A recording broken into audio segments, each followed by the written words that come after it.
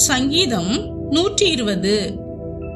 என் நெருக்கத்திலே கர்த்தரை நோக்கி கூப்பிட்டேன், அவர் எனக்கு செவி கொடுத்தார். கர்த்தாவே, பொய் உதடுகளுக்கும் கபட நாவுக்கும் என் ஆத்துமாவை தப்புவியும். கபட நாவே, உனக்கு என்ன கிடைக்கும்? உனக்கு என்ன செய்யப்படும்? பலவானுடைய கூர்மையான அம்புகளும் சூறை செடிகளை எரிக்கும் தழலுமே கிடைக்கும்.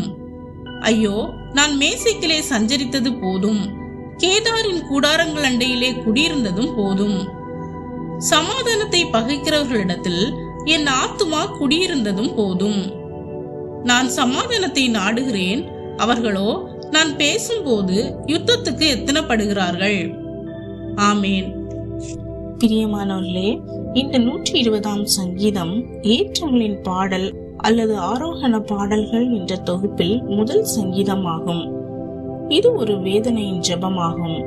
இங்கு சங்கீதக்காரன் பொய்யான நாவுகளாலும் வஞ்சகமான வார்த்தைகளாலும் பாதிக்கப்படுகிறான். அவன் உண்மையாய் வாழ விரும்பினாலும் அவனை சுற்றியவர்கள் சமாதானத்தை விரும்பாமல் யுத்தத்தை விரும்புகிறார்கள். சமாதானத்தை விரும்பும் இதயம் கொண்டவனாக இருந்தாலும் அவன் வாழும் சூழல் கலகமாயிருக்கிறது. இப்படியான சூழ்நிலையில் அவன் மனமுடைந்து கர்த்தரிடம் ஜெபிக்கிறான். இன்று கூட உங்கள் வாழ்க்கையிலும் சில நேரங்களில் பொய்யான குற்றச்சாட்டுகள் வந்து தாக்கலாம். சில சமயம் நீங்கள் சரியாக இருந்தாலும் மற்றவர்கள் உங்களை தவறாக குற்றம் சாட்டலாம். அது உங்கள் மனதை உடைத்து மன அழுத்தத்தை ஏற்படுத்தலாம். ஆனால் எல்லா சூழலிலும் கர்த்தரிடமே உங்கள் வேதனைகளை ஒப்படையுங்கள். அவர் ஒருவரே உங்களை முழுமையாக அறிந்திருக்கிறவர்.